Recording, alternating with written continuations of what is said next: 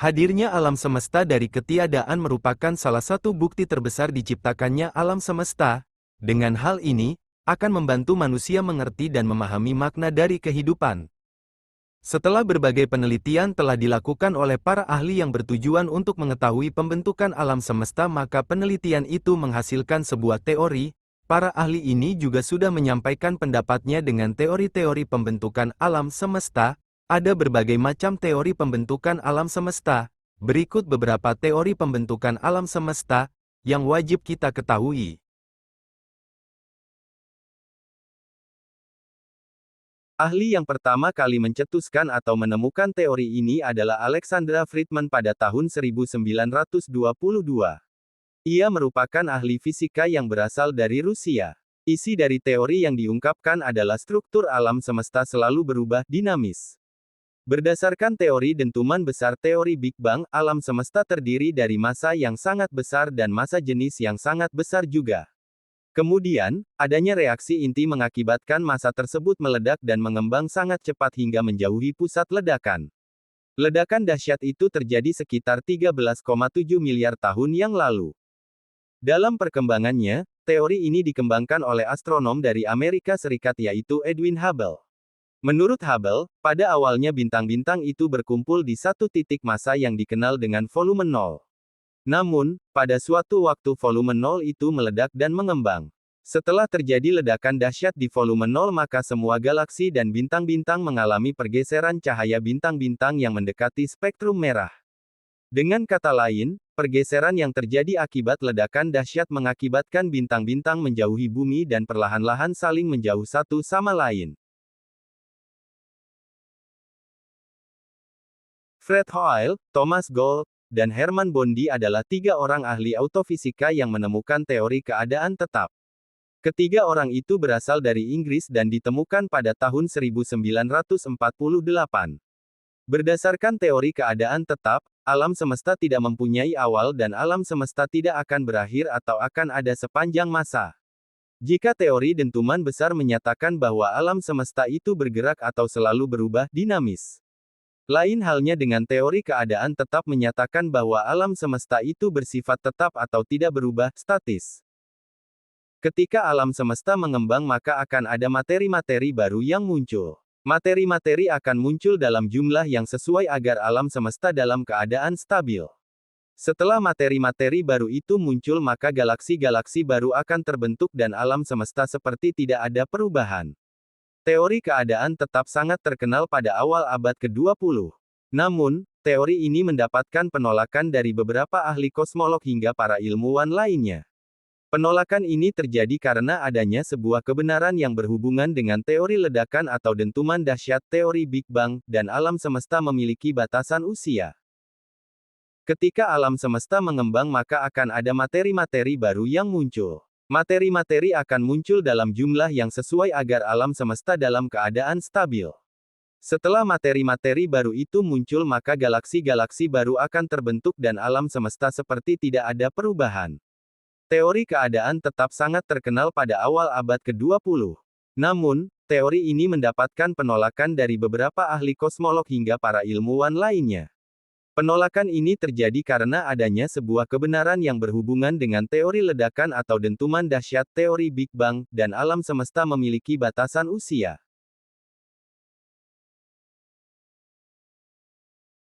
Teori mengembang dan mengambang dirancang oleh Fred Hoyle. Ia berasal dari Inggris dan merupakan orang yang ahli dalam bidang astrofisika. Dalam teori ini, kita harus memahami bahwa galaksi-galaksi baru akan selalu muncul dan terbentuk untuk menggantikan galaksi-galaksi yang sudah tidak ada. Isi dari teori mengembang dan memampat adalah dada suatu siklus yang terjadi di alam semesta. Setiap satu siklus akan mengalami masa ekspansi, mengembang, dan satu masa kontraksi, memampat. Setiap satu siklus membutuhkan waktu yang cukup lama, yaitu sekitar 30 miliar tahun. Dalam teori ini, ekspansi tersebut terjadi karena adanya reaksi inti hidrogen yang pada akhirnya akan membangun unsur-unsur lain yang lebih kompleks. Cara kerja teori mengembang dan memampat adalah ketika proses ekspansi berjalan, maka galaksi-galaksi dan bintang-bintang akan terbentuk.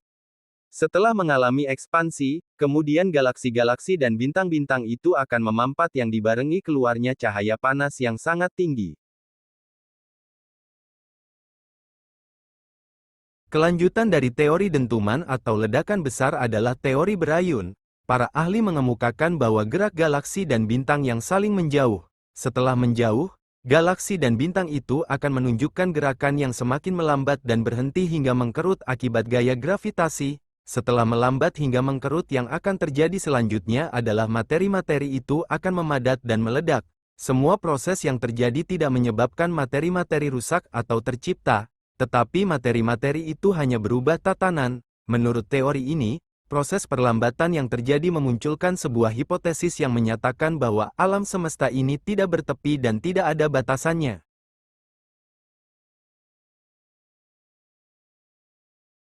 Pada tahun 1966 teori alam semesta kuantum diciptakan oleh William Lane Craig. Dalam teori ini, alam semesta dinyatakan sudah ada dari awal dan akan terus ada sepanjang masa. Teori ini juga menyatakan bahwa alam semesta tidak memiliki ruang hampa. Dengan kata lain, di dalam alam semesta hanya ada partikel-partikel subatomik.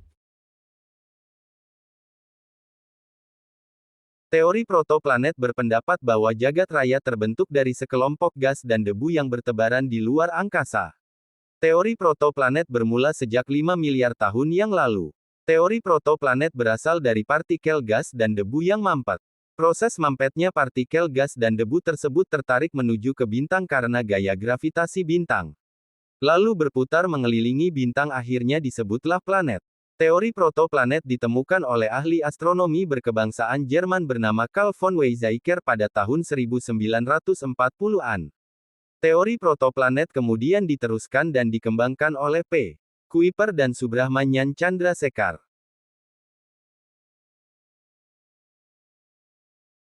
Teori planetesimal menyatakan bahwa matahari sebagai bintang berpapasan dengan bintang yang lain. Karena efek papasan tersebut, terjadilah efek saling tarik-menarik oleh masing-masing gaya gravitasi bintang. Peristiwa tarik-menarik antar gravitasi bintang inilah yang menyebabkan partikel-partikel bintang tertarik keluar dan membentuk partikel yang baru di alam semesta. Partikel tersebut membentuk planet. Teori planetesimal ditemukan oleh dua ahli astrofisika berkebangsaan Amerika Serikat, yaitu Chamberlain dan F.R. Moulton. Penemuan teori planetesimal ditemukan pada tahun 1911. Istilah dari nebula pertama kali dicetuskan pada tahun 1755 oleh seorang ilmuwan. Nebula memiliki arti sebagai awan atau kabut. Teori ini pertama kali dikemukakan oleh ilmuwan asal Jerman bernama Immanuel Kant pada 1755. Teori ini juga menjadi salah satu teori yang penjelasannya paling bisa diterima oleh banyak ilmuwan. Alhasil, teori ini terus dikembangkan oleh ilmuwan-ilmuwan di bidang astronomi.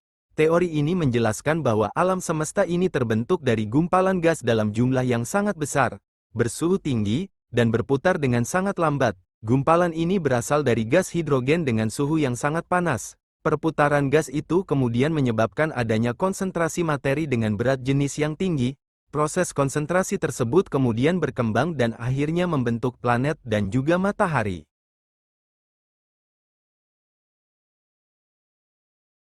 Teori pasang surut merupakan teori pembentukan jagat raya yang berasal dari bola gas panas yang akhirnya mendingin karena temperatur dan tekanan suhu di luar angkasa sangat dingin. Pendinginan bola gas tersebut menyusut dan terbagi menjadi keping-keping yang disebut planet. Teori bintang kembar ini mengatakan bahwa jagat raya terbentuk dari tabrakan sesame bintang yang akhirnya salah satu bintang tersebut meledak. Gaya gravitasi bintang berpengaruh pada partikel baru yang terjadi karena dampak dari tabrakan tersebut. Gaya gravitasi bintang mengakibatkan munculnya partikel-partikel yang bergerak mengelilingi bintang yang tidak meledak karena efek tabrakan tadi. Lalu partikel-partikel tersebut akhirnya disebut bagian daripada ciri planet. Teori bintang kembar ditemukan pada tahun 1930. Belum jelas ilmuwan yang menemukan teori bintang kembar.